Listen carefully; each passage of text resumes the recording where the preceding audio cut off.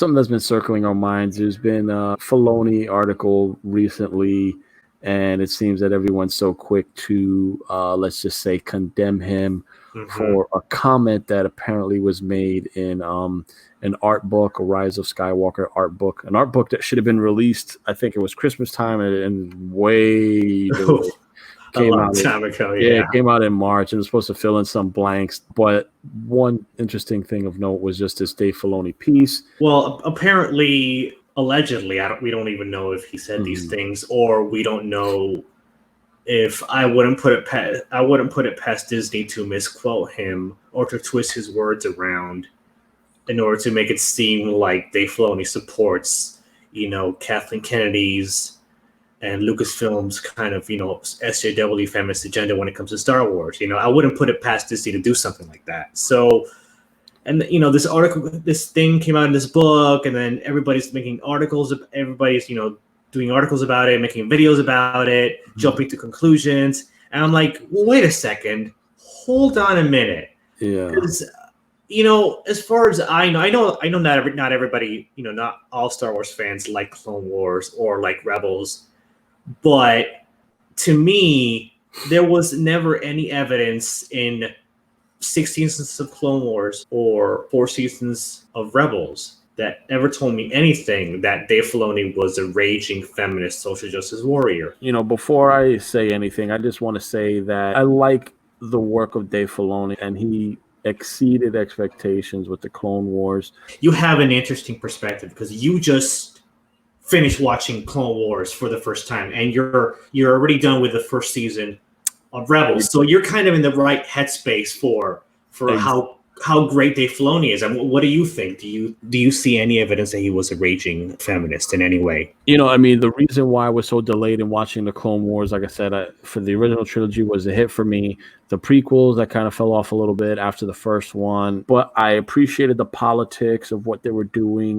There's still a beauty there. And I heard of Clone Wars. I wasn't so, I don't know. I was like, I'm not ready to give my heart and soul just yet. And then when I tried watching it, I couldn't get into like the first 4 or 5 episodes. I just couldn't. So recently with The Mandalorian doing so well and the Disney trilogy didn't do anything for me. Rogue One did. I was kind of giddy for Force Awakens, but I wasn't crazy about certain aspects of that film. Then with The Last Jedi and The Rise of Skywalker, it went downhill from there. Yeah, and I had no interest in the Solo movie at all. For me, it was only one young Han Solo, and it was terrible. It was, yeah. I really, a lot of times I try to like debate which ones I hate worse, Last Jedi or Solo. But I disregard all of them. I don't even think of them as canon. Honestly, So after the success of the Mandalorian, I had this itch for Star Wars again. And I revisited the original trilogy. I revisited the prequel trilogy. I got into the Clone Wars. I saw the Clone Wars from beginning to the end chronologically. And then from there, I jumped into Rebels. And I haven't finished Rebels, but I'm already 2 seasons in. And literally the episode where the team, the Rebels meet Rex. And yeah, that's a great one. I actually cried in that episode. How silly I am! Like when they came back to save them, you know what I mean? And like the clones are willing to just die, and they just came back to say like we can't leave them. And then Kanan was like, "You're right. I hate it when you're right, Ezra." And then they go back and they save the freaking clones. Like I was like tearing up, man. Like that. It's something about Star Wars for me, and for me, Dave Filoni hits those marks. And he gets it right. Even in that same episode where Rex is talking to Callus, and he's like, "Well, I hope you got a better brand of soldier than the stormtrooper." And we already know what he talked about because we know the clone soldiers are just the cream of the crop. Yeah. So there's a lot there that he's doing, and it's hinting at the Clone Wars. It's hinting at even the original trilogy. It's amazing in its work.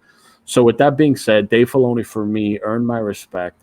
I'm not so quick to condemn him just yet, but let's take a look at the article. It's called "Lose Your Faith in Dave Filoni, All He Enter Here." So what they're saying is, of course, that this comment that came up in the Art of the Rise of Skywalker. So I guess one of the writers or Phil Sosdak is saying Lucasfilm creative director Doug Chang wondered, since these three films are a female-driven story, where's Leia in episodes 8 and 9, right? Again, as a storyteller, I'm all about the story. And if you guys watch any of our other videos, we break down that Princess Leia is already one of our favorite characters. She was in no need of being propped up already. Yeah. She was already badass. She wasn't your normal princess. And I just want to combat against this idea that the Force is female. That like there was always powerful female characters in Star Wars. If you go to the trilogy, if you go to the prequels, Dave Filoni created several of these strong female characters himself. Right, and one of the most iconic one is definitely Ahsoka Tano, and she was one of my favorite characters as well. And when she came back into Rebels, when at the end of the first season, like I literally had like a tear forming in the corner of my eye, because I'm like it was just cool to hear her voice and just to see her, and I was just like, man, I'm getting what I love in Star Wars. So I think for in that sense, I feel like he is capable of creating female characters. But again, I feel like where we kind of miss the ball is when we make everything about either female or male and not about the story in its entirety, not the story as a piece of work. Well, it's interesting. It's interesting you make that point, because I feel like Dave Filoni was able to give us capable, strong female characters without having to belittle or diminish the male characters. Like on Clone Wars, I felt that Anakin, Obi-Wan, Captain Rex were just as capable and as awesome as Ahsoka was. Ahsoka didn't need to like make like Anakin or Obi-Wan or Rex inept. Exactly. They didn't need to make them inept in order to make Ahsoka look good, right? The same thing with Rebels. They didn't need to make Ezra or Zeb or Kanan, inept in order to make Hera or Sabine look better. They didn't need to do that, right? Exactly. And those characters are very powerful female characters in addition to Ahsoka. They complement Ahsoka. One's a pilot, captaining the ship. The other one, I guess she's Mandalorian. I haven't finished the series, but she has the Mandalorian armor. She's good with a blaster. She took a blaster shot, and I'm like, man, every time a stormtrooper takes a blaster shot, they're like kaput. She took a blaster shot. I think she she shot at Vader, and Vader deflected it, and it hit back at a hitter. But I want to say that she had Beskar Mandalorian armor, and that's what kind of saved her, because their armor is a little bit more strong. I want to say that. But, anyway, we want to get to the point is what Dave Filoni here is quoted as saying, and we already gave examples of some of the awesome things he's done already with female characters organically without trying to make it anything. And here, so it was known, okay, this is where the article's chiming in. So it was known from the start the Disney trilogy wasn't going to be driven by wars in the Star Wars, but by female genitalia instead. And they're bringing up this quote by Filoni, and Filoni's here saying there's a potential idea there about the matriarchy coming back and subverting what has always been dominantly patriarchal in male heroes, Zeus, and everything else. And if you want to even go like history, like the matriarch, that's something that, I mean, even in Egyptian culture, like the matriarchs, they have been known to be dominant and strong. We're not even going to go down that rabbit hole. No. Because women, even throughout history and everything, have been shown to be powerful in many ways. John Knoll says, a super intriguing setup in the Empire, that boy is our only hope. No, there is another. I felt cheated in Jedi that this really didn't go anywhere. But maybe Yoda is really talking about what happens with Leia. You could surmise, you could make whatever. I mean, you can make any point you want. I've heard the argument that Yoda was actually referring to Vader, but yeah, it could be that. I mean, anyone can say what they want here. I mean, I'm not in that headspace to open this can of worms, but this is what Dave Filoni apparently said in regards to that. I love that. We should shift it so Leia is the Obi-Wan of the entire trilogy. I don't know about all that. I mean, even though I love and respect Dave Filoni and I love Leia, I feel like that opportunity, that boat has already sailed. And I think in what we've seen in the original trilogy, that already shows what she's capable of. And in the Disney trilogy, you had an opportunity to present however way you wanted to present her, and that fell flat on its face. Yeah, I mean, Luke was the Obi-Wan, should have been the Obi-Wan Kenobi of the Disney trilogy. I mean, right. I mean, if you think about, the source material, if you think about even what happened after Legends, like Luke was supposed to spearhead a new Jedi Order, a more complete Jedi Order that wouldn't fall, on its own face as it did in the Clone Wars, where they couldn't even, figure out that a Sith Lord was operating right under their noses. I mean, for me, that's just the ultimate mockery of what the Jedi really stand for. And if they couldn't find that out, the Sith are, they're secretive. They work in the shadows. But let me tell you, man, when you got all these Jedi Masters together, the likes of Yoda, Obi-Wan, and they couldn't figure this out, it's because they were so blinded by the politics that they weren't in their, element. They weren't in the Jedi ways. But again, this is just something where we could shift that Luke was supposed to be that savior. To put it on Leia, it's for me, when you look at the trilogy, Leia's a great character, but we all know this is Luke's story. She's not the center of the story. Exactly. So to just say, hey, we should make Obi-Wan, we should make Leia the Obi-Wan. If Dave Filoni's saying that, I don't think this is Dave Filoni speaking in a way that I feel like it's Dave Filoni pandering to Disney, who pays him his. And by the way, this works. This works the other way too. Like, my favorite Star Wars character is Han Solo, but it wouldn't make sense for the Disney trilogy to be about Han Solo. He's not a main character; he's a supporting character, and my favorite Star Wars character. Yeah, but it doesn't make sense. Supporting character, but exactly, it doesn't make sense to just go that way. And if you just want to make Leia the Obi-Wan, I don't love that. So that's one place where I would disregard what Filoni's saying here and not agree with it. But again, I understand that he works for Disney; they pay the checks. So you gotta please the boss. You can't just say, you can't be like, no, I don't think that would happen because she's a sub character. No, you got to be like, yeah, I love that. Yeah, we should shift it so she's an Obi-Wan. Maybe he's saying something that could work in Disney's favor, showing he's playing that card. But obviously, the trilogy's over. They're not going to shift it now that Leia's Obi-Wan. That boat's also already sailed. That train already left the track. So I feel like he's saying something that would appease his bosses, which makes sense. He's like, yeah, we should do that. Yeah, they're the hand that feeds him. So exactly. So him saying that we should do that, but you ultimately know that you're not going to create a Leia trilogy now. Like, you wouldn't do that. So he's playing it safe. There is something happening culturally. You look at birth, regeneration, the world itself needing healing. All those things are emblematic of the mother character and myth. They are all matriarchal things. Mother itself, global warming, right. Again, I think if you want to create a new character, make that character a female character, something, do it organically, make it work within Star Wars, and make, like I said, in Star Wars, you had characters that fit this type of healing role, this power role. I look at Basta Lashan of the Knights of the Old Republic. She had a battle meditation. She was able to stir up the troops in a large wave, and that was a female character, and nobody was against that. I love Bastila.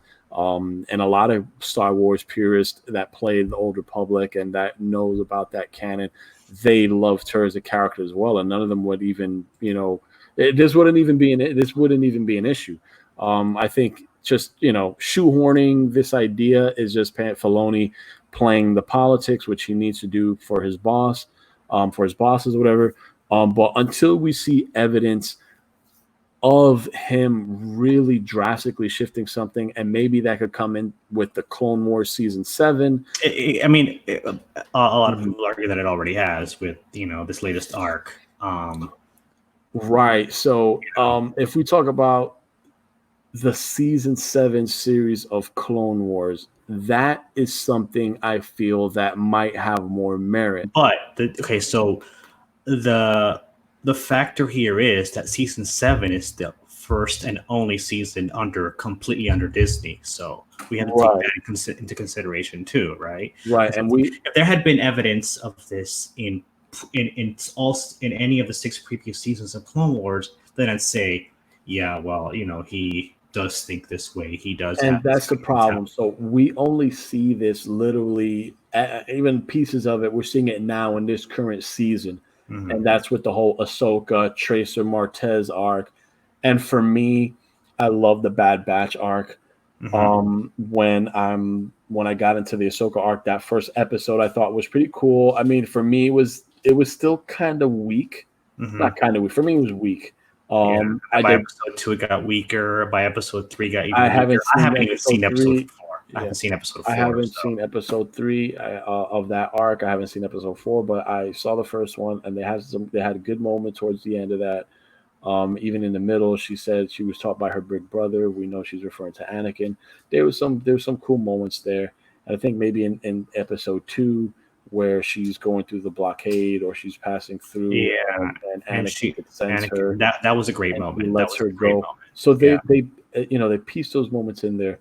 But from what we understand, it's and at least in our opinion, it's for Ahsoka. I think it's really undeserving of what she's capable of. Yeah, she's worthy of a lot more. And from what I've already seen in the first few 2 seasons of Rebels, I kind of see that she has a lot to offer. So I think it's a bit lackluster, and they're playing it safe. And they're definitely playing into the politics a little bit in place of. I think Trace Martez, right? I think the original episode. Yeah, the original episode was supposed to have a character called Nix Okami in the place of Trace, and I like the name Nix. Yeah, I like the name Okami. I mean, I here's the thing. I like living in a galaxy far, far away. And I don't mind an Asian character with the name Nix. When you go Okami, it's kind of leaning towards the at least here Japanese persuasion. At least if you spell Okami different, I mean that's a little nuisance I have when it comes with to a C instead of a K, maybe. Yeah, for sure. I don't know. I don't know. I don't know why this is something that bothers me, but even with Trace Martez, her last I know what you mean. I understand. Yeah, it's kind of like she sounds like a Latina, maybe. It's too earthy for me. That's just me, man. I mean, again, that's probably not everyone feels that way. This was a look at the character that I guess was supposed to be in Trace's part, I guess, right? Yeah, the story supposed to follow on him, and they had the episode pretty much finished. They had the animatics, the voiceover.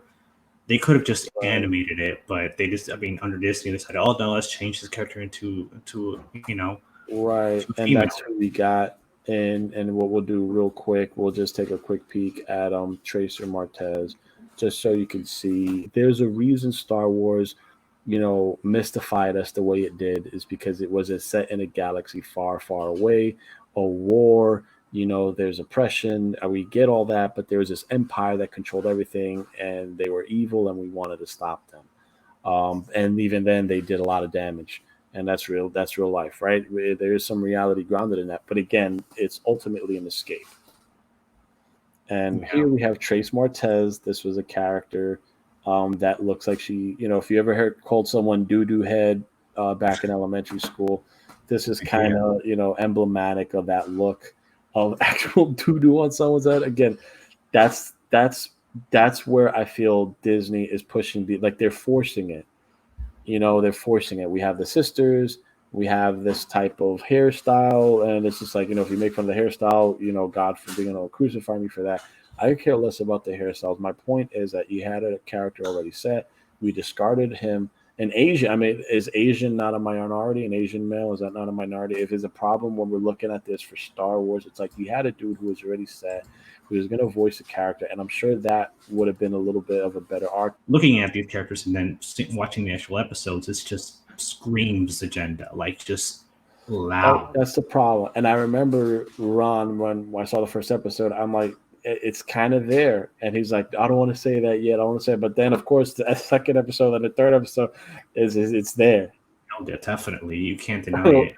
Right or wrong, when I saw that first episode, I said, dude, I'm seeing something here. You don't want to see it. I'm like, there's these vibes, man. I don't want to say anything. I know I don't want to kill your buzz. I love Clone Wars too, but the point is, I'm not ready to condemn Dave Filoni like everybody else seems to be jumping on the bandwagon. I'm not going to condemn him yet. And like I said, these decisions might not be 100% his decisions. These are stuff that comes from the higher up. But what I am saying is that this Clone Wars from Disney is definitely, from what I'm seeing, the weakest season.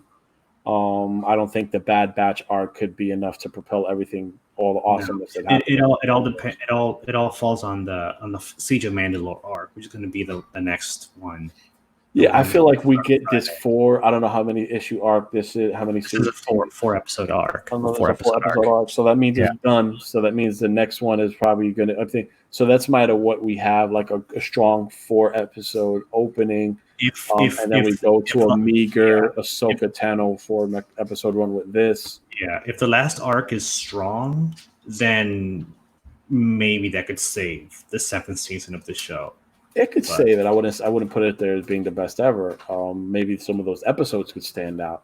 But yeah, so either way, I'm also not ready to condemn Filoni. I think he's done amazing work, and I feel that there's a lot of hope left for Star Wars, even though I'm not happy with the new trilogy that Disney made. I'm definitely not, but I am happy with The Mandalorian.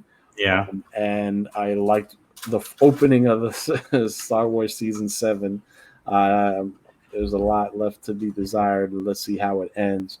But Rebels, I'm enjoying. The original Clone Wars TV show, I think, is phenomenal.